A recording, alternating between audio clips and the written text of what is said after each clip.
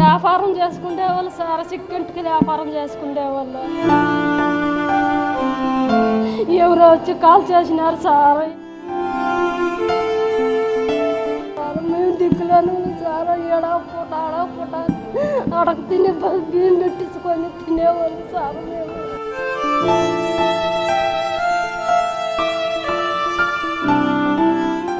నాకు ఎవరు లేదు సార్, అని మాట వాళ్ళే లేరు సార్. ఎక్కడంటే అక్కడ పోయి సంపాదించుకొని గింజిపోసేవాడు సార్.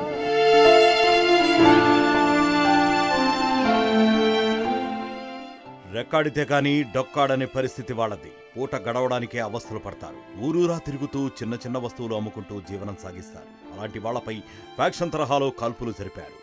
ఇందులో ఒకరు ప్రాణాలు కోల్పోతే మరొకరు చావు బతుకుల మధ్య కొట్టుమిట్టాడుతున్నారు. అన్నమయ్య జిల్లా రాయచోటిలో నాటు తుపాకుల కాల్పులు కలకలం రేపాయి. సంబేపల్లి మండల కేంద్రంలో సల్ల రమణ, నీలకంఠ హనుమంతు కుటుంబంతో కలిసి చుట్టుపక్కల గ్రామాల్లో పూసలు, వెంట్రుకల వ్యాపారం చేస్తుంటారు. డబ్బారేకులతో తయారు చేసిన చిన్న చిన్న వస్తువులను విక్రయిస్తూ సంచార జీవనం గడుపుతున్నారు. 2 వారాల కిందట కాటిమాయకుంట సమీపంలో గుడారాలు వేసుకున్నారు. అక్కడి నుంచి సమీప గ్రామాల్లో పర్యటిస్తూ చిరు వ్యాపారం ద్వారా బియ్యం, డబ్బులు పొంది కుటుంబాన్ని పోషించుకుంటున్నారు.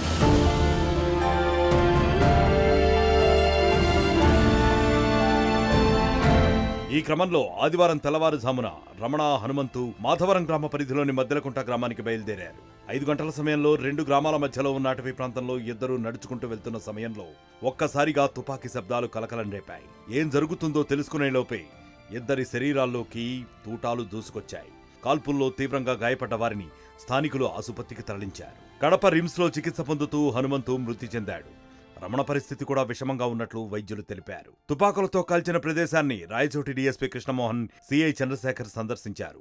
సంఘటన జరిగిన ప్రదేశాన్ని పూర్తిగా పరిశీలించడంతో పాటు గ్రామ పరిధిలో నాటు తుపాకులు ఉపయోగించే వారి వివరాలను సేకరించాలని కింది స్థాయి సిబ్బందిని ఆదేశించారు. అలాగే జాగిలాలతో ఆ ప్రాంతంలోని ప్రదేశాలను క్షుణ్ణంగా పరిశీలించారు. వ్యాపారం చేసుకునే వాళ్ళు సార్, చిక్కింటికి వ్యాపారం చేసుకునే వాళ్ళు టీ తాగినాడు, పోయినాడు, తెల్లారిపోయేటప్పుడు పోయినాడు. వ్యాపారం చేసుకొని వస్తాను, నువ్వు భద్రంగా ఉండని ఎవరో వచ్చి కాల్ చేసినారు సార్. ఏం చేసేది సార్, మాకు ఏమీ లేదు సార్. గలాట్లే, రంపులే ఏమీ లేదు సార్. మేము దిక్కులను సార్, ఏడా పూట ఆడా పూట అడగ తిని బియ్యం పెట్టించుకొని తినేవాళ్ళు సార్. మేము పిల్లలు చిన్న పాప కూడా అది పెళ్లి కాల సార్. ఏం చేశాను సార్, నేను వల్ల బతకల్ల సార్. నేను 4 మబ్బులోనే వచ్చేసినాడు సార్. తెల్లారిపోతుంది, ఆ ఎరకు వచ్చేసినాడు సార్. మళ్ళీ హాస్పిటల్కి ఎత్తుకొని వచ్చేసినాను ఆటోలో సార్. ఏం తాను లెక్కాలే ఏమీ లేదు సార్. పూటకు తినేవాళ్ళు సార్. ఆ పని జరుగుతుంది సార్. మేము బతకం సార్. నాకు ఎవరు లేదు సార్, అని మాట వాళ్ళే లేరు సార్. ఎక్కడంటే అక్కడ పోయి సంపాదించుకొని గింజిపోసేవాడు సార్. ఇద్దరు పిల్లలతో మాట్లాడుకొని పిల్లలు చెల్లి కూడా ఇచ్చినారు సార్. ఇద్దరికి పెళ్ళి అయింది సార్. నా మనసు ఎట్లా సార్ చెప్పండి సార్. తుపాకులతో కాల్చిన వారు అడవి జంతువుల కోసం వచ్చారా, లేక మరేదైనా కుట్రాకోణం దాగి ఉందా అన్న అనుమానాలపై విచారణ చేస్తున్నారు. జరిగిన సంఘటనపై రాయచోటి అర్బన్ పోలీసులు కేసు నమోదు చేశారన్నారు.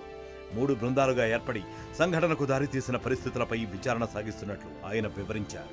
అసలు చిరు వ్యాపారులను ఎందుకు టార్గెట్ చేశారు, వారిపై కావాలనే కాల్పులు జరిపారా, లేక అడవిలో మరేదైనా జరిగిందా అన్నవి ఈ కేసులో మిస్టరీగా మారాయి.